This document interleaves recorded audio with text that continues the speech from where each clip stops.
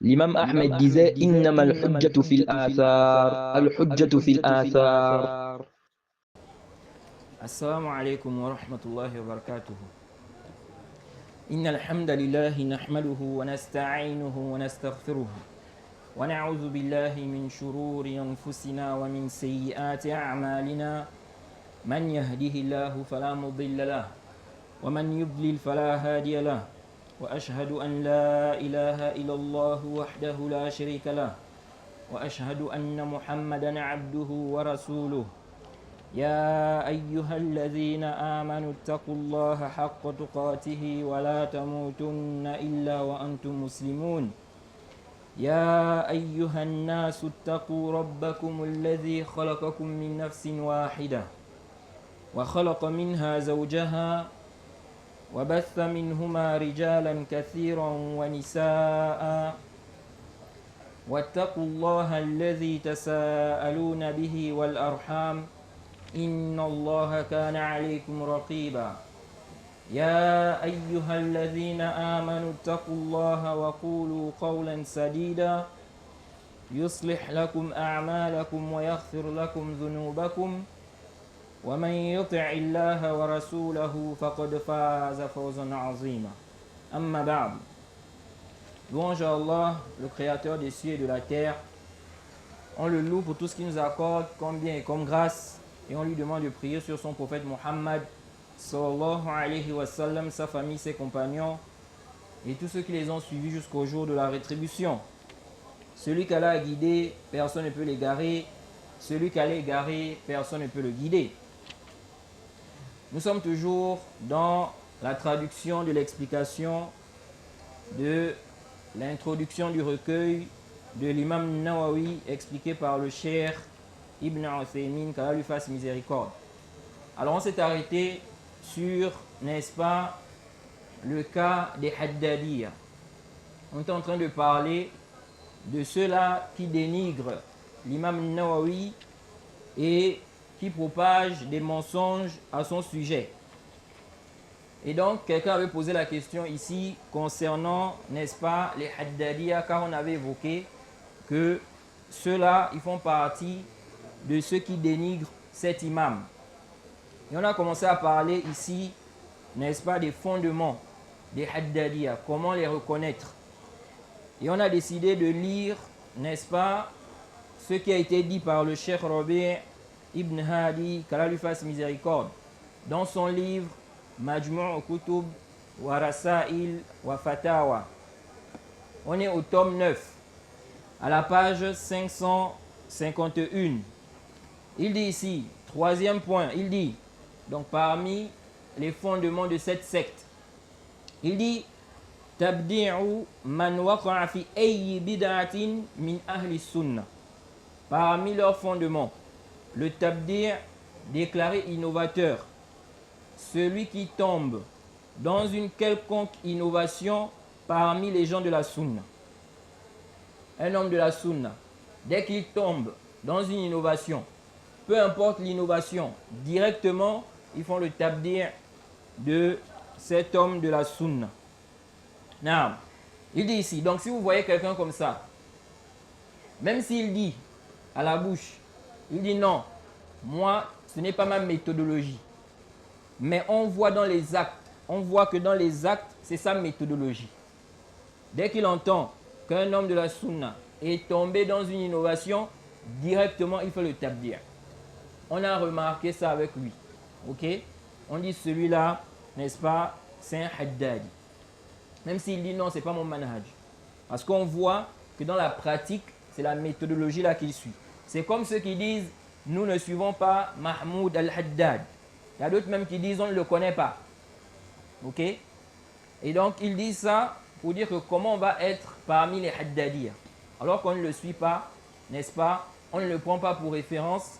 Et, n'est-ce pas, on n'est pas quoi? On n'est pas avec lui.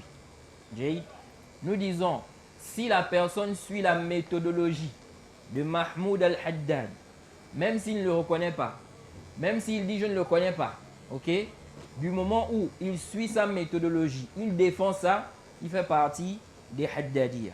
Car c'est lui qui est venu avec cette méthodologie-là. Ok? Non, donc le cheikh a dit ici, ils font le tabdir de l'homme de la sunna qui tombe dans une quelconque innovation. Alors que chez les gens de la sunna, ce n'est pas comme ça qu'on agit. Un homme de la sunna peut se tromper. Il peut tomber dans une innovation. On ne va pas directement le déclarer innovateur. On va regarder plusieurs aspects comme les savants l'ont expliqué. Naam. Il dit وَهَؤُلَاءِ الْجُدُدُ يُشَارِكُونَهُمْ فِي هَذَا الْأَصْلِ وَيُبَدِّعُونَ بِغَيْرِ مُبَدِّعٍ. Il dit ceux-là, ces nouveaux haddadiyya là, ils s'associent au premier haddadiyya dans ce fondement-là qui consiste à déclarer innovateur, n'est-ce pas, l'homme de la sunna qui tombe dans une quelconque innovation. Ensuite, le cheikh dit, et ils font même le tabdir pour une chose qui en réalité ne fait pas en sorte que la personne devienne innovatrice. C'est-à-dire, ils vont faire le tabdir, n'est-ce pas, sur un homme de la sunna qui est tombé certes dans une innovation. Mais il ne mérite pas le tabdir parce que les conditions ne sont pas réunies. Eux, ils ne regardent pas ça. Directement, ils font le tabdir. Le cheikh dit, ils font aussi le tabdir parfois pour des choses pour lesquelles on ne rend pas quelqu'un innovateur. Ce n'est pas une chose pour laquelle on rend quelqu'un innovateur. Celui qui fait ça, il ne devient pas innovateur. Mais eux, ils font le tabdir dans ça. Il dit, bal bil kazibi wal fujur. Donc, ils font le tabdir, ils déclarent les gens innovateurs, n'est-ce pas, sur base du mensonge et de la perversité. Et wallahi, on a vu ça. Et j'avais dit ici, là, qu'il y avait une anecdote que je voulais mentionner ici. Ces gens-là, non seulement ils font le tabdir, ils déclarent les gens innovateurs sans droit, mais en plus de ça, donc sans regarder les conditions, mais en plus de ça, parfois ils mentent sur toi. Et sur la base de ce mensonge-là, ils font ton tabdir. Ils t'attribuent des choses que tu n'as pas eu à dire. Et puis ils font quoi? Ton tabdir, et ils propagent ça entre les gens. Quand j'étais à Médine, il y a un étudiant qui est venu me voir. Un parmi les défenseurs, les grands défenseurs de la tête des Haddadiyya ici au Gabon. Il est venu me voir pour m'agresser. Comme on va voir, ces gens-là aussi, parmi leurs caractéristiques, c'est quoi? C'est l'agression, les bagarres. Tu les refutes scientifiquement, au lieu de répondre avec la science, eux, ils cherchent à faire les bagarres. C'est comme ça qu'ils sont. Jay, ou bien ils vont te menacer. Donc, il est venu me voir. Parce que quoi? Parce que j'avais expliqué qu'il avait la tête des Haddadiyya là, ici au Gabon. Pourtant, ce que j'ai dit là, c'est la vérité. Lui-même, il est venu confirmer ça. Donc, il vient me voir pour m'agresser. Et dans la discussion, lorsqu'on a commencé à parler, parce qu'il y a des frères qui sont venus, quand il est venu pour me pousser. Quand j'ai voulu réagir, des frères sont venus. Et subhanallah, j'ai appris qu'il raconte aux gens que non, il m'a frappé. Il m'a frappé. Je ne sais pas si c'est dans son rêve ou si c'est où ça, je ne sais pas. Jay. Et moi je me dis, lorsque toi tu vas raconter ça aux gens, tu gagnes quoi dedans en fait? Supposons que c'était vrai. Ok, c'est vrai, tu m'as frappé. Bon, maintenant tu gagnes quoi dedans? Hein? Il y a des prophètes qui ont été tués. Allah a dit dans le Coran, pourquoi, quand il a parlé des Juifs, il dit pourquoi tuez-vous les prophètes d'Allah? Pourquoi tuez-vous les prophètes d'Allah? Si vous êtes, n'est-ce pas, croyants, véridiques. Il y a des prophètes qui ont été tués. Il y a des savants qui ont été enfermés, qui sont allés en prison à cause de la vérité. Il y en a qui ont été frappés. Ibn Taymiyyah, on l'a frappé. L'imam Ahmed, on l'a frappé. On l'a fouetté même. Jay. Donc quand toi tu vas dire, non je l'ai frappé, maintenant tu gagnes quoi dedans? Tu gagnes quoi dans ça? Toïb. Et c'est comme ça, ces gens-là, c'est des menteurs. Donc quand on était en train de discuter, puisque les frères qui sont venus, ils nous ont demandé d'expliquer qu'est-ce qui se passe. Donc on a expliqué ce qui se passe. Et subhanallah, Allah a voulu que les frères qui sont venus là, tous les frères là m'ont donné raison. Quand on a commencé à parler là, ils ont dit mais il a raison. Jusqu'à ce que lui-même, il s'est énervé. Vous dites que non, vous ne comprenez pas. C'est parce que je n'arrive pas à bien parler l'arabe. Subhanallah, un étudiant en sciences, et il était déjà en faculté. Il était déjà rentré en faculté. Il dit non, c'est parce qu'il n'arrive pas à bien parler l'arabe. Et c'est même le jour là où j'ai compris que ce frère-là a vraiment des lacunes en langue arabe. Il dit il veut débattre avec moi sur la question de l'excuse pour cause d'ignorance. Je lui ai dit tu ne peux pas débattre avec moi sur ce sujet-là. Il dit si je peux, mais en français. Je peux débattre, mais en français. Jay. Bref, donc qu'est-ce qui se passe? Quand on a commencé à expliquer ce qui s'est passé, nos différends, pourquoi on est en divergence, il dit aux frères là, qui étaient là, qui sont venus, il dit aux frères là que moi, j'ai dit que les actes ne font pas partie de la foi. Il dit que moi j'ai dit ça. Maintenant j'ai demandé, j'ai dit aux frères, devant tous les frères là, j'ai dit, est-ce que tu peux sortir un audio de moi ou bien un écrit de moi sur Twitter ou autre, une parole de moi où j'ai dit ce que tu dis là? Il est monté et descendu, il n'a pas trouvé. Quand il a vu à la fin qu'il ne peut pas soutenir ce qu'il a dit là, il dit ah, il dit moi je ne savais pas.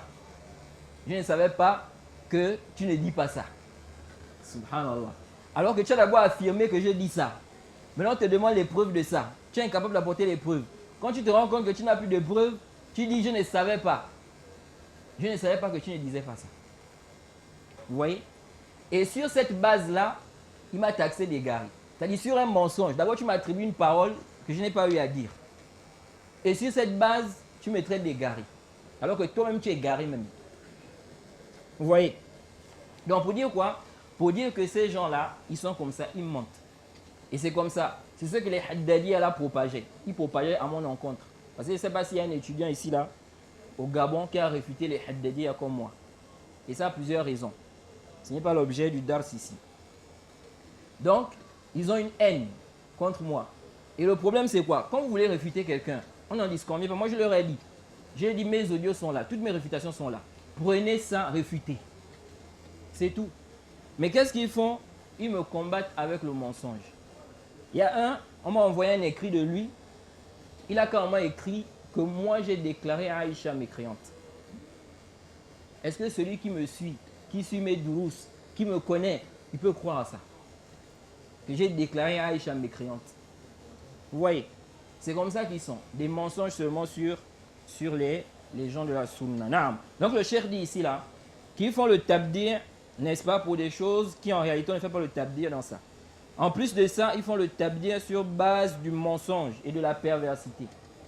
Et wallah, ce sont des menteurs. Ils mentent sur les gens, ils mentent sur les salafis, sur les gens de la Sunna. Naam.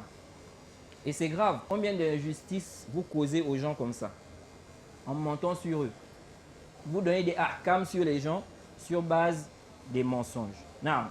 Ensuite, le cheikh a dit Al-Haddadiyatul Oula كانوا يبدعون ابن حجر والنووي ويبدعون ما لا يبدعهم. Naam. Il dit ici que les premiers Haddadiyya, ils déclaraient innovateur Ibn Hajar et Nawawi. Ça, c'est vraiment un problème chez eux.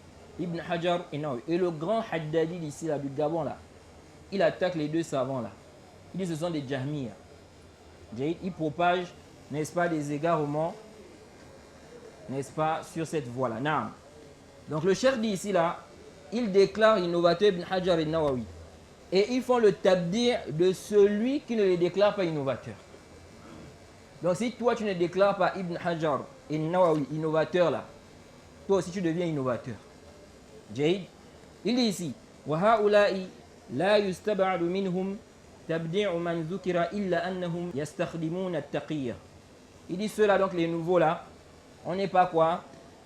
Ce n'est pas éloigné de croire qu'ils font également le tabdir de ce qu'on a mentionné, donc Ibn Hajar et Nawawi, sauf qu'ils utilisent quoi? Une méthode de dissimulation. Naam. Ensuite il dit ثُمَّ إِنَّ هَؤُلَاءِ يُبَدِّعُونَ مَنْ لَا يُبَدِّعْ مَنْ وَقَعَ فِي بِدْعَةٍ.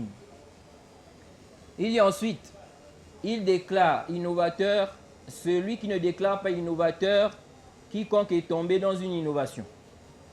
Donc quelqu'un est tombé dans une bid'a. Tu dois faire son tabdi'. Si tu ne fais pas son tabdi', toi aussi tu deviens innovateur. Ok? Alors que ça là, ce n'est pas la méthodologie des gens de la sunna. Naam. Si quelqu'un commet des innovations, les conditions sont réunies pour le déclarer innovateur. Toi, tu dois le déclarer innovateur. Toïb. Si quelqu'un maintenant, il le défend pour ses innovations, il a commis des innovations. On a vu que les conditions sont réunies pour le déclarer innovateur. On l'a déclaré innovateur. Toi, tu le défends à cause de ces innovations-là. Tu deviens aussi innovateur. Ok? Si tu persistes à le défendre, donc on t'a clarifié les choses, on t'a montré que celui-là c'est un innovateur avec des preuves claires. Tu persistes à le défendre, n'est-ce pas? Pour ces innovations-là, tu deviens innovateur. De même aussi, si tu le défends, ce n'est pas à cause de l'innovation là qu'il a eu à commettre ou les innovations qu'il a eu à commettre. Mais tu le défends, ok? Tu interdis qu'on fasse son tabdi'. Pourtant les conditions sont réunies. Et tu fais la guerre aux gens de la sunna à cause de lui. Tu fais l'aveu et le désaveu à cause de lui, n'est-ce pas? Ici, là aussi, on va te classer parmi quoi? Parmi les innovateurs. Ok? Mais quelqu'un, il ne connaît pas un tel pour être... Il ne connaît pas qu'un tel a des innovations. Il ne sait pas. Toi, tu dis non, comme il n'a pas fait le tabdi' de celui-là, il devient aussi innovateur. Non. Ok? Ou il est au courant. Mais ici, là, il voit que ça ne suffit pas pour faire son tabdi'. Et il a des arguments et des paroles des savants. Toi, tu viens, tu dis non, il faut faire son tabdi'. Ok? Donc, le cheikh dit ici, là, ils font le tabdi'. Ils déclarent innovateur. Quiconque ne déclare pas innovateur, celui qui est tombé dans l'innovation. Ensuite, il dit Yubaddi'una ulama al-Medina min ahli sunnah wa ulama Makkah as-Salafiyyin wa Sheikh al-Najmi wa Sheikh Zayd bal yukaffiruna ba'd ulama as-sunnah wa yuharibuna ulama al-Yaman wa la yadhkurunahum bi khair wa yuharibuna ulama al-Jazair wa shababahum ولا علاقة لهم بأهل السنة على مستوى العالم. نعم. Le cheikh dit ensuite, il déclare innovateur, n'est-ce pas? Comme on a dit ici, celui qui ne déclare pas innovateur, celui qui est tombé dans l'innovation. Il déclare innovateur les savants de Médine, parmi les gens de la Sunna, les savants de la Mecque, les savants salafis de la Mecque, le cheikh Najmi, le cheikh Zayd. Il dit plus que ça. Ils font même le takfir de certains savants de la sunna. Il y a un là, on lui a posé la question sur An-Nawawi. Il dit, An-Nawawi fait partie des Asha'ira. Et donc, s'il fait partie des Asha'ira, il a le même jugement que les Asha'ira. Et chez lui, les Asha'ira sont mécréants. Donc, on comprend quoi? Il a fait de la question du takfir de Nawawi une question où on peut quoi? Débattre. Une question à ijtihad. Chacun peut suivre son avis. Ok? Si tu veux, tu peux faire son takfir. Tu dis que Nawawi est mécréant. C'est une question à ijtihad. Et il y a d'autres, n'est-ce pas, ils ont fait le takfir de l'imam Abu Hanifa. La grande tête des Haddadiyya ici au Gabon. Il était prêt à faire son takfir. Peut-être même qu'il fait déjà son takfir. Il était prêt à faire son takfir. Et je l'avais réfuté par rapport à ça. Non. Donc il dit ici, certains font le takfir des savants de la sunna. Alors qu'Ibn Taymiyyah a dit, celui qui fait le takfir de l'imam Abu Hanifa et de ses semblables, il dit celui-là, parmi ceux qui voient qu'Allah est au-dessus de toutes ces créatures, il dit celui-là est plus en droit d'être déclaré mécréant. C'est lui qu'on doit même déclarer mécréant. Vous voyez? Non. Donc il dit ici, ils font quoi? Le takfir de certains savants de la sunna. Et ils combattent, ils font la guerre aux savants du Yémen. Ils ne parlent pas d'eux en bien.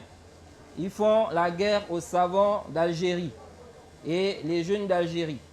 Il dit ici là, ils n'ont aucun lien avec les gens de la sunna du monde entier. Et subhanallah, ces gens-là, ils ont une haine envers les savants contemporains.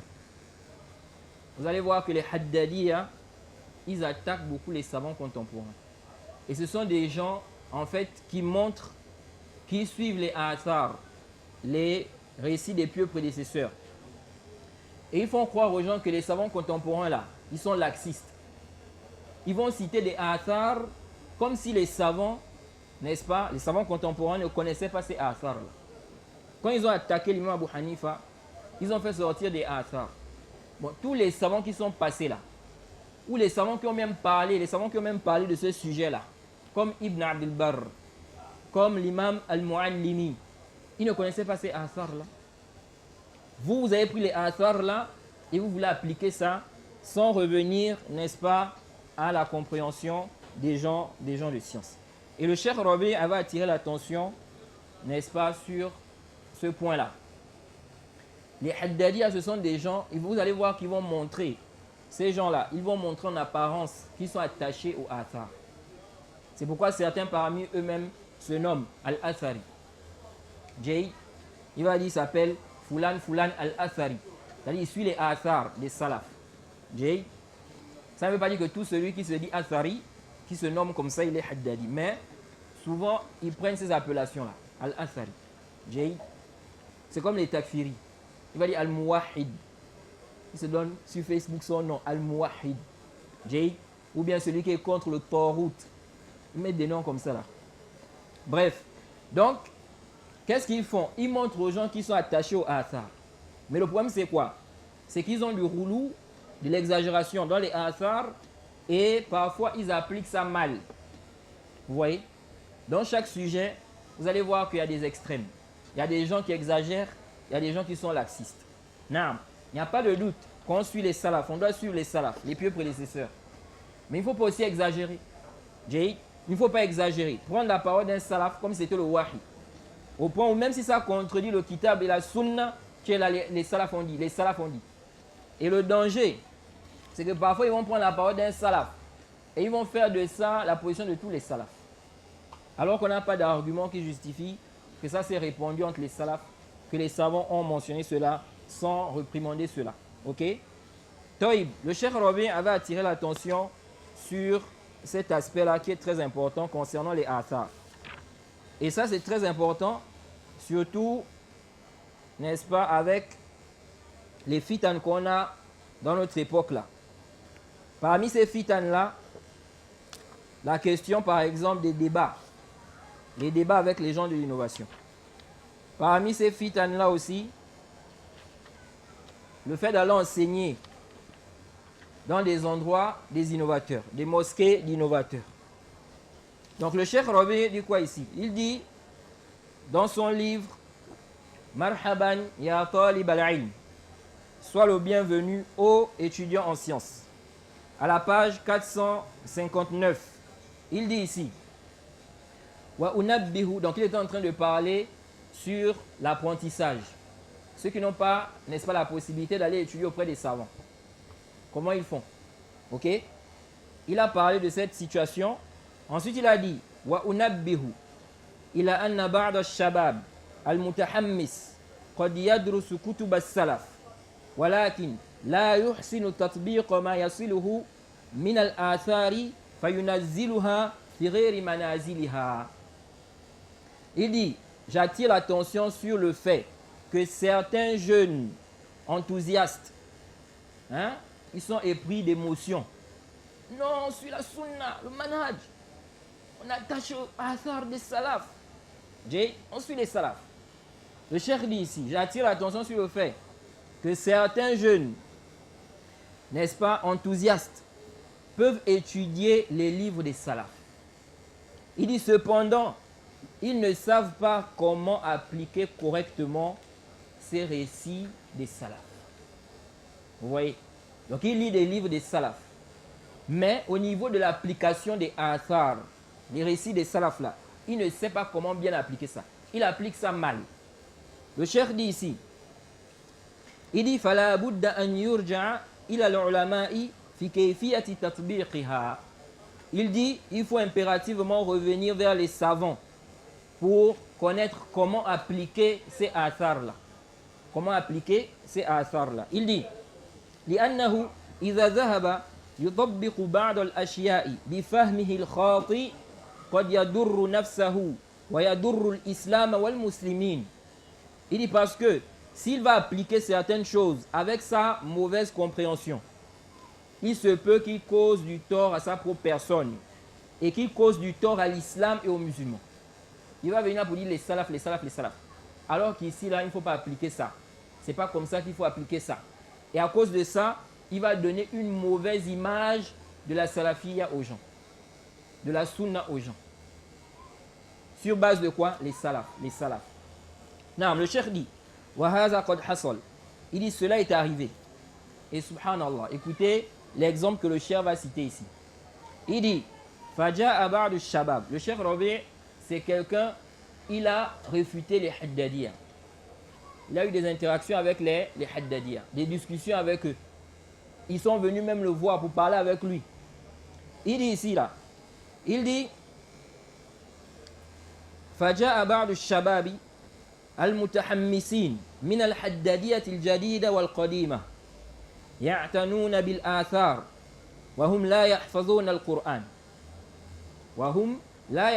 القرآن ويهتمون بالآثار ولا يحفظون الحديث ويعتنون بآثار السلف.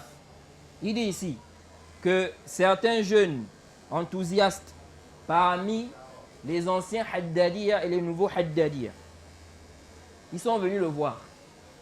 Et il dit ici là que les Haddadiyya là, ils accordent une attention particulière aux athar des salaf. Ok? Ils sont comme ça. Vous allez voir là même sur internet, les salafs, non sur la voie des salafs. Et pour eux, ce sont eux vraiment les salafis. Les autres là, vous êtes laxistes. Vous ne comprenez pas. Les savants contemporains là, ils sont laxistes. Nawawi, comment on ne fait pas son tabdir? Ibn Hajar, comment vous dites non, ce n'est pas des innovateurs, ce sont des savants de la sunna. Qu'est-ce? Naam. Il dit ici là, ils font quoi? Ils accordent une attention particulière au récit des salafs. Alors qu'ils ne mémorisent pas le Coran. Ils s'intéressent au récit des pieux prédécesseurs. Alors qu'ils n'ont pas mémorisé le hadith. Ils accordent une attention particulière au récit des salafs. Ensuite il dit, wa atharu salaf fiha ma yasih wa fiha ma la yasih. Il dit les athar des salafs là, ceux qu'on rapporte des pieux prédécesseurs.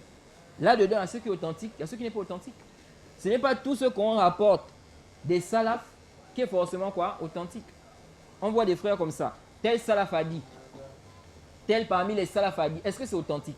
La première chose, quand tu vois les athar là, la première chose à faire, c'est d'abord de chercher à savoir si c'est authentique.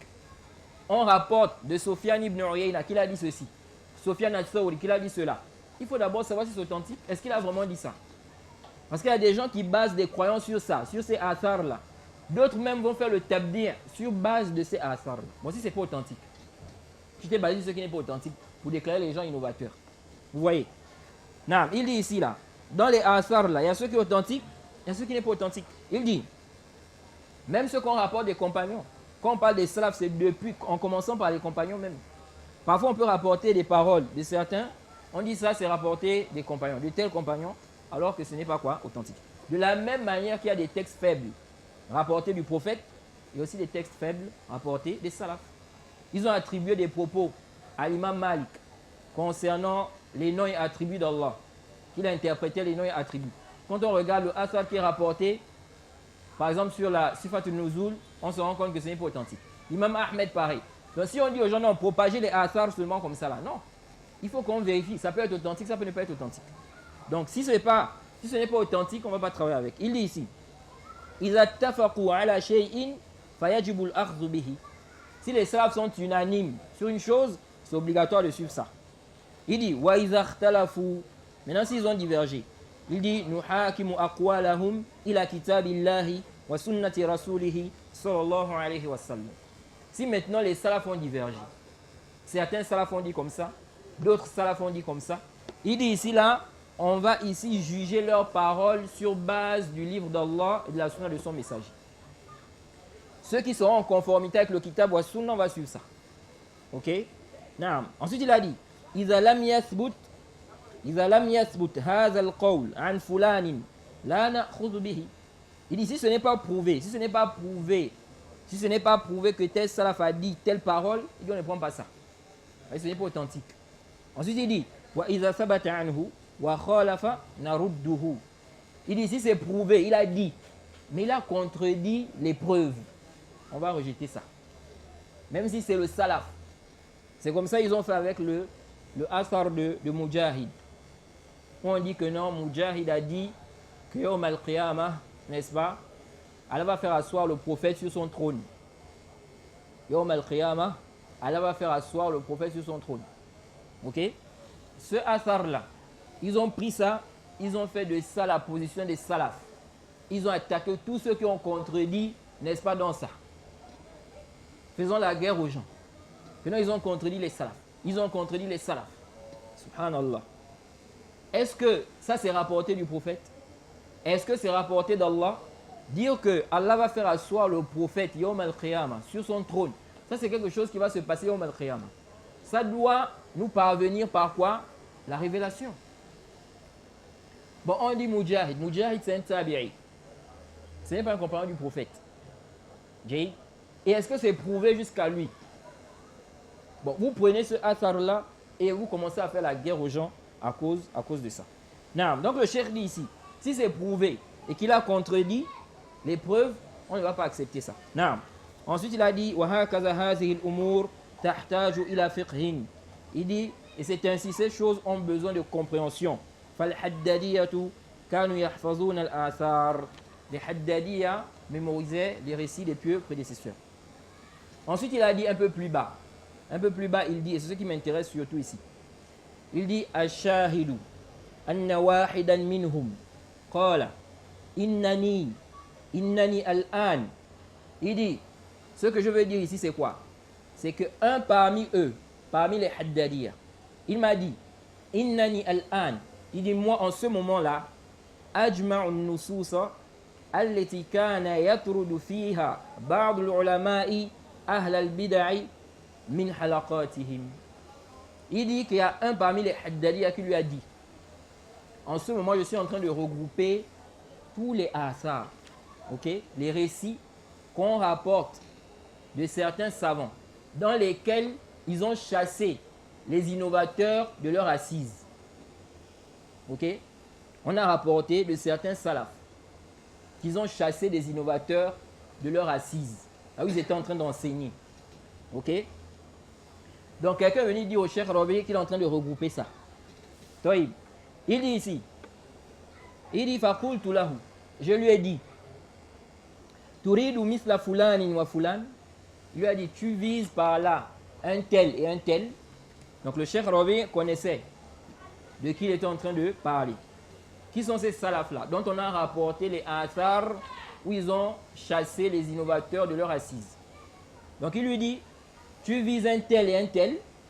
Il dit, Abu Ishaq al-Fazari wa Malik wa ghayruhuma qala na'am. Il a dit Abu Ishaq al-Fazari, Imam Malik et d'autres que, il a dit oui. On rapporte d'Abu Ishaq al-Fazari, comme l'a mentionné, n'est-ce pas, l'imam Zahabi dans le Siyar. Il dit, Abu Mushir dit quoi? Il dit qu'Abu Ishaq est arrivé à Dimashq. Les gens se sont rassemblés autour de lui pour apprendre. Et il a dit à Abu Mushir, sors, dis aux gens que celui qui est sur la position du Qadar, qui voit l'innovation du Qadar, qu'il n'assiste pas à notre assise. Et celui qui suit la position d'un tel, qu'il n'assiste pas à notre assise. Celui qui va aussi chez les chefs, les gouverneurs, il rentre, il va chez les chefs, chez les gouverneurs là, qu'il n'assiste pas aussi à notre assise. Il dit, je suis sorti et j'ai donné l'information. Et on rapporte aussi de l'imam Malik, n'est-ce pas? Et d'ailleurs, c'est mentionné ici, juste en bas, qu'on lui a dit qu'une personne était sur la position des Murji'a. Il voyait l'irja. Et l'imam Malik a demandé de le faire sortir. De même aussi, l'histoire qui est répandue, qui est connue, où quelqu'un est rentré dans la mosquée et il a demandé à l'imam Malik, n'est-ce pas, comment Allah s'est élevé sur son trône. Et l'imam Malik a dit quoi? Il a dit que poser la question sur le comment, c'est une innovation. Il a dit, je vois que tu es un innovateur. Il a demandé de le faire sortir. Donc, c'est Athar là. Il y en a, ils ont pris ça. Donc, ils ont dit ça, ça veut dire, ça c'est la voix des salafs. C'est la voix des salafs. Donc, quand ils sont dans leur assise là, si on sait qu'un tel est un innovateur là, il faut le chasser. Il ne doit pas s'asseoir pour assister à notre dars. Donc, le Cheikh Rabi lui dit maintenant, comme il a dit qu'il va regrouper les Athar là, le Cheikh Rabi lui dit, Ya waladi, haula'i, kanu fi waqtin ghayru waqtika. Il dit, mon fils, ceux-là, ils étaient à une époque qui est différente de la tienne. Il dit, Malik, wara'ahu al-alam al-islami kulluhu. Il dit, l'imam Malik, le monde islamique, tout le monde islamique est derrière lui. L'imam Malik, tout le monde islamique est derrière lui. S'il donne une parole, là, les gens vont suivre. Il dit ici, wa ahlul bid'a qalilun jiddan. Il dit les gens de l'innovation à l'époque de l'imam Malik, ils étaient très peu. Il dit Kazalika Abu Ishaq al-Fazari. Il dit de même Abu Ishaq al-Fazari. Il dit qu'il était en porte, n'est-ce pas, aux frontières. Si un innovateur venait pour, n'est-ce pas, s'associer à eux dans le djihad, il le chassait. Il dit Fayakhafu an yakuna sababan fi nakba. Il craignait d'être à l'origine d'une catastrophe. Il dit Hamad ibn Salama kana yatruduhum wa yaqul allazi indahu bid'a la yajlis fi majlisi.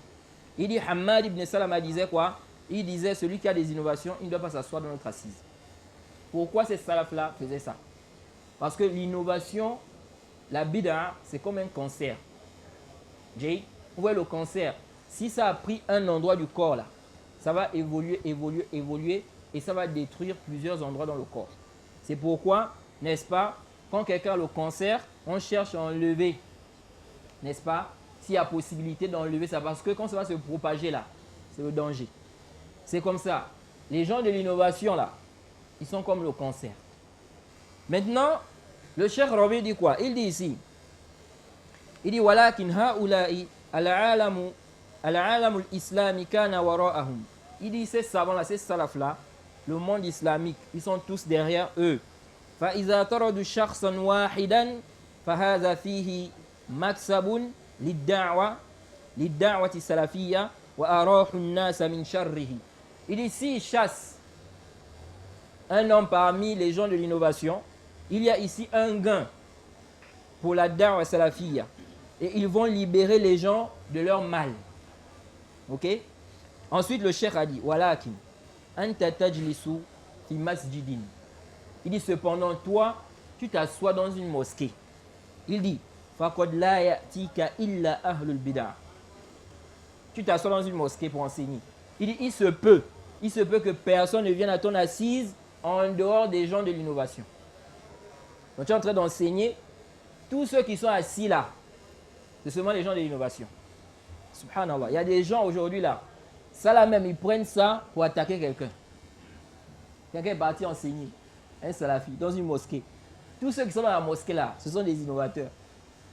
Ils vont prendre ça pour attaquer celui-là. Jade, il n'y a pas un salafi là-bas. Le cheikh dit, il dit, tu t'assois dans une mosquée, il se peut que personne ne vienne à ton assise en dehors des gens de l'innovation. Il dit, il se peut que certains salafis assistent. Donc il y a des gens de l'innovation et puis il y a des salafis là. Il dit, la majorité de ceux qui sont présents, ce sont les gens de l'innovation. Dans une situation comme ça, tu fais quoi? Tu vas chasser les gens de l'innovation. Comme aujourd'hui là, dans beaucoup de pays, vous voyez que la majorité des gens, ce ne sont pas les gens de la Sunna. La majorité des mosquées, ou bien les mosquées en général, ne sont pas tenues par exemple par des gens de la Sunna. Tu es dans un pays comme ça. Maintenant, tu fais quoi? Jade. Donc le cheikh dit ici là, il dit, il se peut que toi, tu vas venir enseigner, tous ceux qui sont là, en train d'assister à ton dars, ce sont des innovateurs. Ou bien, la majorité, ce sont des innovateurs. Et il y a certains salafis. Vous voyez? Et là encore, on voit hein, les frères qui ont fait la fitna là-bas en Côte d'Ivoire, sur la masse alala. Jade, soit disant que non, les salafis ne doivent pas aller assister à un dars d'un homme de la sunna. dans une mosquée d'innovateurs. Le Cheikh Rabi dit ici, il dit, la majorité de ceux qui sont là assis, ils sont des innovateurs. Et il y a des salafis aussi là. Ok? Ensuite, le Cheikh a dit quelque chose ici de très important. Il dit, فَإِذَا قُلْتَ مِثْلَ مَا قَالَهُ حَمَّادِ ibn Salama. Il dit, si tu dis la même chose que Hammad ibn Salama, dans cette situation-là, où toi tu es en train de faire le dars, ceux qui sont en train d'assister à tes cours là, ce sont les innovateurs. Ou bien, n'est-ce pas, il y a des salafis, la majorité sont des innovateurs. Il dit ici là, si toi maintenant tu viens, tu dis non, Hammad a dit, s'il y a un innovateur parmi ceux qui sont assis là, qui ne s'asseyent pas, qui ne restent pas à notre assise. Il dit, ذهب الناس كلهم. Et tout le monde va partir. Jay. Il dit, Fazak iza tarada fi tardihi maksabun wa maslaha. Il dit, celui-là, s'il chasse des innovateurs, il y a un gain pour les salafis. Il y a un avantage pour les salafis. Contrairement à toi, à ton cas. Toi, tu es dans une situation où la majorité des gens sont des innovateurs. Jay. Et en plus de ça même, tu n'as pas un poids. Tu n'es pas comme par exemple Malik. Dès qu'il dit, les gens vont suivre. Il dit quoi? Il dit, wa anta al-an iza taradta an-nas daya'ta al-islam. Wa man sayadkhul fi da'watika. Le cheikh dit ici, si toi maintenant ici tu chasses les gens, il dit tu as détruit l'islam. Et qui va suivre ta da'wa? Qui va suivre ta da'wa? Si toi tu chasses les innovateurs, tu chasses les gens, alors que tu es dans une situation comme ça, comme le cheikh a cité ici. C'est pourquoi nous disons, les pays où la majorité des gens ne sont pas sur la sunna, ou bien les mosquées sont tenues par les gens du faux, les prédicateurs salafis doivent aller dans ces mosquées l'enseigner, prêcher le manhaj salafi. Ils ne doivent pas rester chez eux, ou bien dire non, hajr, là. Et c'est comme la question des débats aussi. Regardez la question des débats. Ce n'est pas l'heure de la jeune. Non.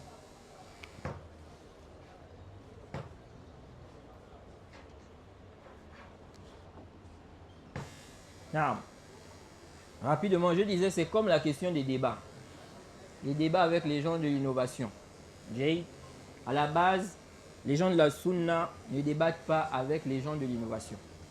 On clarifie les choses, on montre la vérité. On n'a pas besoin forcément de débattre avec eux. Mais il y a des situations, il y a des cas où, n'est-ce pas, on peut débattre avec les gens de l'innovation. Et c'est là où certaines personnes aussi, n'est-ce pas, ne comprennent pas. Il y a beaucoup de gens aujourd'hui là qui disent, qui suivent les salafs, mais souvent ils ont un problème avec la nuance. Lorsque tu dis, oui, ça c'est interdit, mais, le mais là, ils ne veulent pas écouter ça. Oui, la base c'est comme ça, mais, il ne faut pas dire mais là, même si c'est prouvé. Toïb, on rapporte de Layth ibn Sa'd qu'il a dit, j'ai 80, il dit qu'il a atteint déjà l'âge de 80 ans. Et il dit, je n'ai jamais débattu avec un homme de passion. L'imam Zahabi, expliquant, n'est-ce pas, ce athar-là, qu'est-ce qu'il dit dans le Siyar, au tome 8, page 144. Il dit, à l'époque de Layth, de Malik, de Awza'i, les passions et les innovations étaient dans un état d'inertie. Elles étaient cachées et les sunan étaient apparentes, précieuses et fortes. Quant à l'époque de Ahmad ibn Hanbal, d'Ishaq ibn Rahawayh et d'Abi Ubayd, les innovations sont apparues, en particulier l'innovation des Mu'tazila. Les imams du Athar ont été éprouvés. Les gens de l'innovation ont levé leur tête avec l'entrée d'hommes d'État, avec eux, donc les gouverneurs, les chefs qui les soutenaient. Il dit, les savants ont donc eu besoin de débattre avec eux. Ok? Il dit à ce moment-là, les savants ont donc eu besoin de débattre avec eux, donc les innovateurs, en se basant sur le Coran et la Sunna. Ensuite, cela s'est multiplié. Les savants se sont argumentés également des choses rationnelles contre eux, de sorte que les débats se sont prolongés, les divergences se sont intensifiées, et de là, des ambiguïtés sont apparues. C'est-à-dire, à cause de ça, il y a eu beaucoup de shubhat, beaucoup d'ambiguïtés. Ça a mené les savants à faire des débats avec eux. Ce qui n'était pas le cas à l'époque, par exemple, de l'imam Malik. Ok? Où la sunna était apparente. Les gens de la sunna avaient la force. Les shubhat étaient quoi? Cachés. Vous voyez? Donc ça, c'est pour dire quoi? C'est pour dire que les athars là, il faut bien les comprendre. Les récits des salafs. Tu te bases sur des récits des salafs, mais il faut bien les comprendre. Jay. Et comme le Cheikh Rabi a dit ici, là, il faut revenir aux gens de science pour, n'est-ce pas, l'application de ces athars-là. Non, c'est vrai qu'il y a des athars qui sont clairs, ok? Mais il y a des athars, tu as besoin d'explications. Tu as besoin de revenir vers les gens de science. Surtout lorsque tu sais que les savants ne sont pas sur ça. Quand on regarde les savants à notre époque, on regarde les savants contemporains, ils connaissaient ces athars-là, mais ils ne sont pas sur ça. Tu dois t'interroger, ok? Tu dois prendre du recul et faire un peu plus attention. Non, on s'arrête ici, on demande qu'Allah nous facilite. S'il y a une question rapidement avant la prière. Non. Non, alaykoum salam. Si ceux qui se constatent beaucoup, qui font même des débats interreligieux, leur base se servent de ce que vous venez de dire là, est-ce que ça pourrait être un argument en leur faveur? Ça ne peut pas être un argument en leur faveur, tout simplement parce que, comme on a dit ici, là, on a dit qu'il peut y avoir un intérêt dans le fait de débattre. Ok? C'est-à-dire que la base, ce n'est pas débattre. Les débats ont beaucoup de mots, des méfaits. Et on a vu ça aujourd'hui là, avec les gens qui débattent, les gens qui font les débats même avec les chrétiens là. Comment ils égarent les gens. Comment ils disent des paroles, des faussetés sur le prophète même. Pourquoi? Parce que la personne veut avoir raison. C'est parmi les méfaits dans le débat. C'est que la personne veut forcément avoir raison. Il se peut que la personne mente. Elle va mentir sur le prophète. Le prophète a dit. Vous voyez? Comme Abdul Majid dans un débat, lorsqu'il a dit que le prophète a dit, le Créateur a créé les hommes libres et vous voulez en faire des esclaves. Où est-ce que le prophète a dit ça? Jay, tu as attribué une parole comme ça au prophète. Le prophète a dit ça où?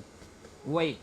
Donc les débats, c'est connu, il y a beaucoup de mafasid et j'ai parlé de ça dans les fondements de la sunna. J'ai parlé des méfaits des débats. Mais il peut y avoir un intérêt à débattre. Ok? Toïb, est-ce que ça veut dire maintenant, si on dit qu'on peut débattre s'il y a un intérêt, ça veut dire maintenant qu'on doit faire de ça une habitude? On doit faire de ça, c'est-à-dire une base? Non. Car à ce moment-là, on est en train de contredire en réalité quoi? Les textes et puis la voix des salafs. Or, ces gens qui font les débats interreligieux là, ils ont fait de ça une base. Au point où eux-mêmes, ils n'apprennent pas leur religion. Tu vas voir qu'ils sont ignorants de la religion, de beaucoup de choses, mais ils maîtrisent. Par exemple, il va bien connaître la Bible. Mais beaucoup de masaïl, surtout les questions de croyance, ils ne connaissent pas. Un là, on lui a posé la question sur où est Allah. Il a dit vraiment une catastrophe. Mais il est dans les débats avec quoi? Avec les chrétiens. Débat. Non. Donc nous disons ça ne peut pas être un argument en leur faveur, car ici là, ce n'est pas dans le sens de faire de ça une base, mais plutôt qu'il y a des circonstances où on peut débattre. Il peut y arriver, n'est-ce pas, qu'on fasse des débats. Wa subhanakallahumma wa bihamdik wa ashhadu an la ilaha illa anta astaghfiruka wa atubu ilayk.